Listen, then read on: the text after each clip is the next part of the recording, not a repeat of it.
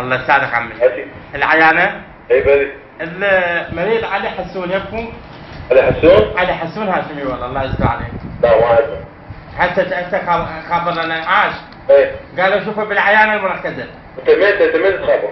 من برا من طويريج. نطوريج. الله يستر عليك. اي والله شوف لنا. ايش اسمه؟ علي حسون هاشم تعبان هو جنازة. لا. اي والله. هلا حجي ويننا؟ وين القاب والله؟ والله ما ادري.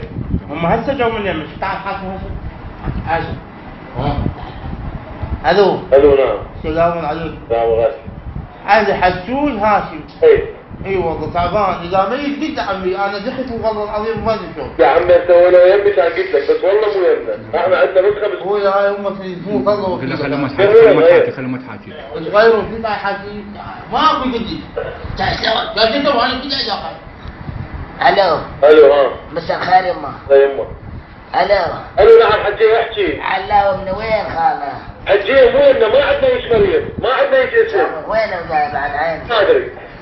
ايش بيه شنو مضروب سياره؟ يما مضروب سياره. ايه حجي ويننا بعد ما جابوا يمنا. ويجيبوه صار على خابركم. دهركم اليوم. احنا شنو علاقه؟ الو وين خويا تنصحني اروح وين؟ والله اخوي ايش بتجي المستشفى تدور عليه؟ مو احسن ترى ماكو هيك واحد يدور على مريض بالتليفون. احنا مو بالتليفون هم جو من لما قالوا بالعياده. اسمع لي ابن عمي، هو شو يسوي لك المريض؟ قرايبك؟ اي ابن عمي ابن عمك تجي المستشفى تطب في مكان يسمونه احصاء. الاحصاء؟ يطب له يطلع له. ايه شو اسمه بيه؟ وتسأل ما يدلوك عليه، خوش حكي؟ الله يستر عليك. هاي 3 دقائق.